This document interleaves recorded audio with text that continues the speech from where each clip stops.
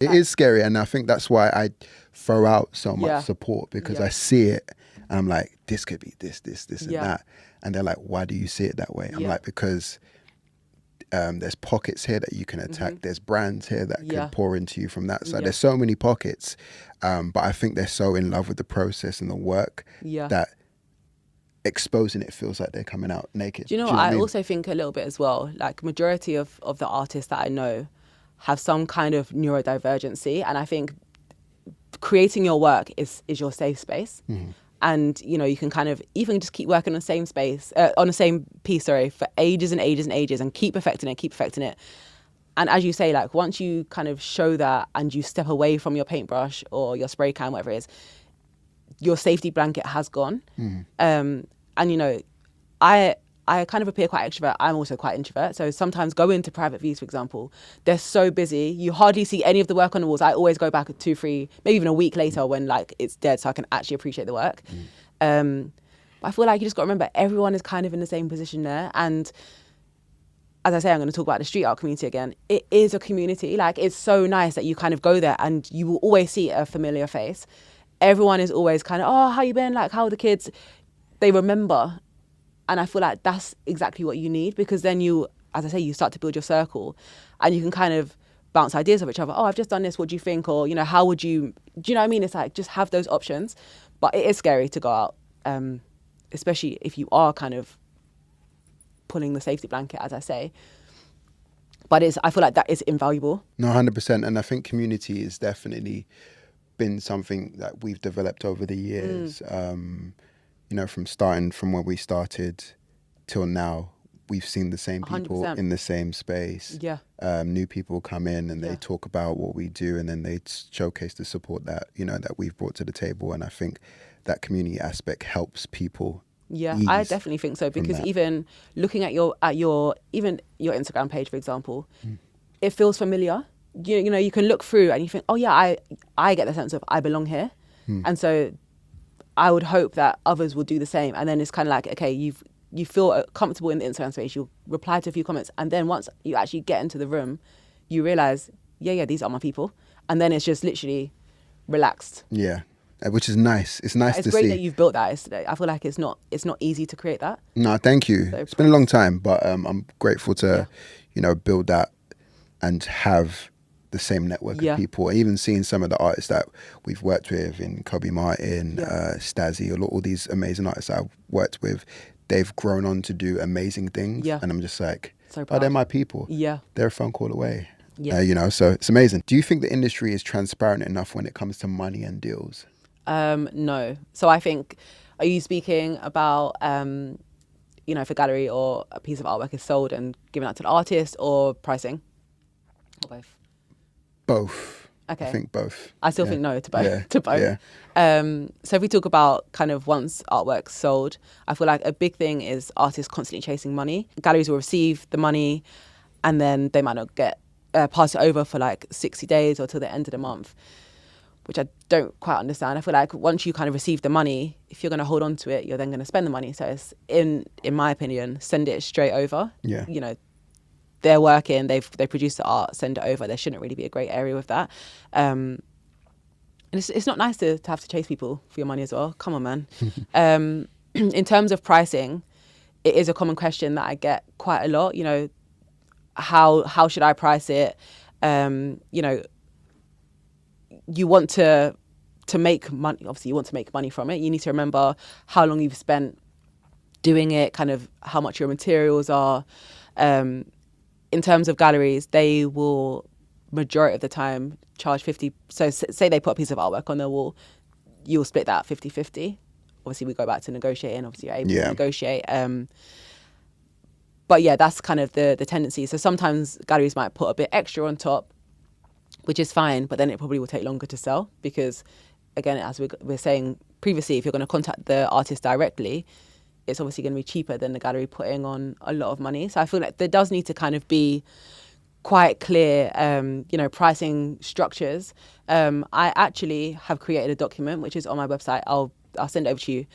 What I'll do, I'll give your listeners basically. They can access it for free because I was charging for it. But I feel like it's really important to kind of to go through and kind of just do a basic calculation. And as you say, once you've done that, it's sold, you can continuously kind of like put your prices up.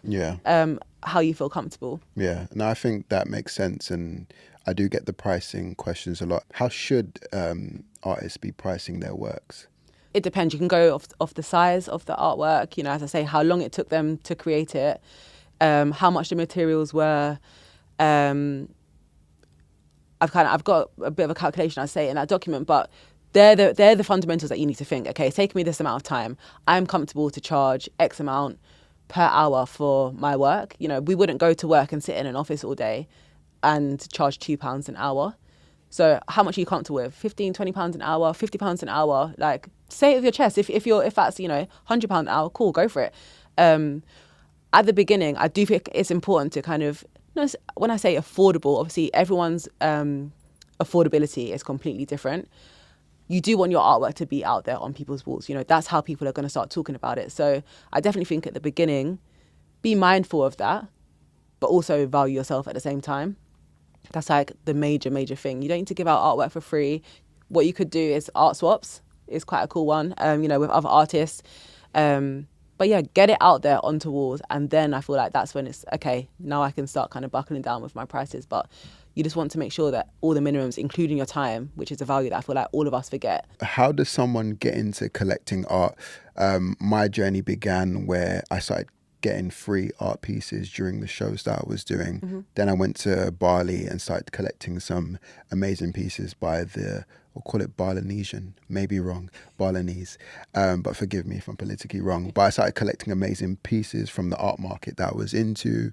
Then I was gifted another piece from my brother who got a small piece done by Sloan. Okay. So I'm starting in a unique way. Do you know what I mean? How does, you know, someone do that if they don't have my path or your path? You know, what is the most basic way of beginning that? You know, people think that and sorry that this question is long-winded, that is for wealthy, the well-connected. Do you know what I mean? Where's the starting point that people can begin to collect art? I think first of all, just go out. You know, me and my husband, if I talk about my experience, we did not go out that day with the intention of going to buy art. We went out, we went to an event, we went and got lunch in Notting Hill, and then we literally walked down Portobello Road and found a gallery. So just go out, have a look in galleries. There's no obligation for you to buy anything, you know.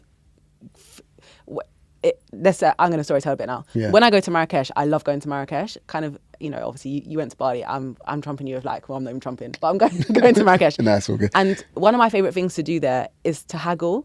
Like, you have to haggle because they're going to give you a price. Yeah. And I feel like in the beauty there is you go in, you have conversations. If you don't want something, you say no, thank you, and you move on. And that you need to do that in galleries. You can use that same, you know, in Marrakesh, nothing has a price. Like, you need to ask, how much is that, please?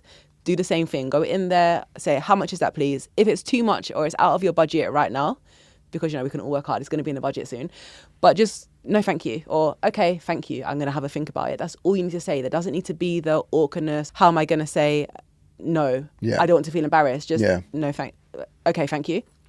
So get out, go into galleries, you know, look at all different ones. Look at the street on the art on the streets. Yeah. What is your eye constantly drawn to? And I feel like that's when you can start to look. As I say, the names of the artists will be next to the pieces of artwork in the galleries. Yeah. Take a note of that.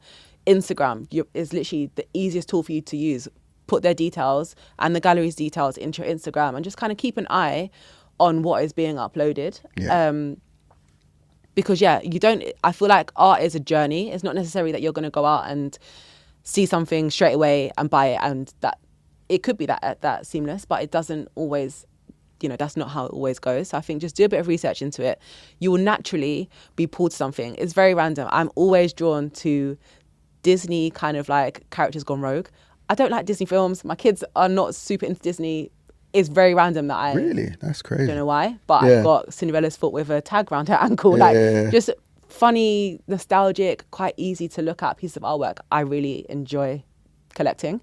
And then, you know, it could be colours. So I think have fun with it at the beginning, and always I feel like the fun shouldn't come out of it. Another way is to contact someone like myself. I recently had a client, random as hell, her daughter goes to my school and she didn't know that. She just found me through Instagram. And, you know, she sent me some videos of her house and pictures of the space and just said, I need some help. Can you help me? And so therefore I will go away and look at the space and give her a whole load of different options and say, what are you thinking of here? And she can choose, I like these, I don't really like this. From this is what I do like. And I feel like then it gets her mind as well, kind of, okay, this is what I'm drawn to, you know.